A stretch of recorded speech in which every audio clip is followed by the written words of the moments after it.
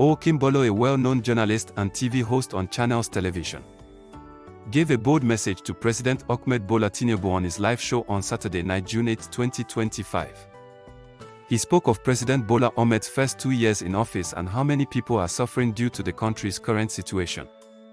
He reminded President Bola Ahmed Tinubu of his campaign promises, including creating jobs, increasing power supply, and reducing poverty. Here is my final word tonight. And it's going to be majorly to Mr. President, President Bola Tinubu. 2 years are gone. Half of your constitutional mandate spent navigating the stormy waters of reform, resistance, and rising hardship. You came to office promising a renewed hope agenda, telling Nigerians that the pain would be temporary, like that of a childbirth, and that joy would follow. But 2 years in, the cries have grown perhaps louder, and many now wonder, when will the joy come? Inflation surged, food inflation went to an all-time height, transport costs were tripled, and the average Nigerian now spends more of their income just to eat, as if they are lucky. Petrol is hovering over 700 naira per litre, and electricity tariffs have risen even as supply is still very erratic. And yet, the Nigerian people, resilient, loyal, enduring, have held on. But holding on cannot be the national plan. You promised to lift millions out of poverty, create thousands of digital jobs in 24 months, and double power generation. These were not poetic aspirations. They were campaign commitments. Mr. President, time is not on your side. You have just 12 months before the political season begins to whisper again. If ever there was a time to show the fruits of sacrifice, it is now. You are the president of both your lovers and your loudest critics, the hopefuls who sang your name at the polls and the skeptics who prayed you will fail. But leadership demands maturity of mind and empathy of heart. You now preside over a fractured but hopeful nation. Good people, bad politics, and an ugly economy. Nigeria today is at a historic inflection point.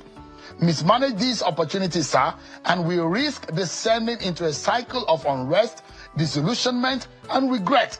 But if you rise, Mr. President, to the moment, and you could become a defining leader, one whose name is etched in gold as a man who brought Nigeria back from the brink, you must ignore sycophants who clap in darkness while citizens cry in daylight. Mr. President, please urgently surround yourself with thinkers, doers, and patriots, not just loyalists. Every day must count. Every decision must deliver value, because when a nation suffers this deeply, there is no luxury of time or ego. No more excuses. President Bola Tinubu, we in the media, we will do our own part. We will question, probe, inform, and hold you accountable, not out of hostility, but out of duty. The opposition must also rise, not just to criticize, but to push this country forward.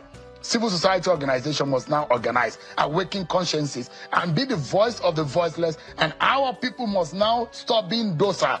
We need to raise a mass of active citizens who are willing to fight for their nation and also work hard for its good. Citizens, your voice counts. Don't lose it. And for those of us who believe and who are people of faith, we will pray, as scripture commands us, for the peace of the land and the success of its leaders. Because President Bola Tinubu, your success is Nigeria's success, and your failure will be our shared tragedy. Nigerians will rally behind you if they see sincerity, action, and result. But never forget, fury awaits any leader who mocks the pain of the poor. Sir, history is watching. Posterity is watching, and 200 million Nigerians are watching. Let this second half of your presidency be a turning point. Make us proud, President. His final advice to the president was clear. Please surround yourself with smart and patriotic people, not just loyal friends, and avoid those who praise you while citizens suffer. While this has stirred up conversations online, share your thoughts in the comment section and keep watching Globus TV.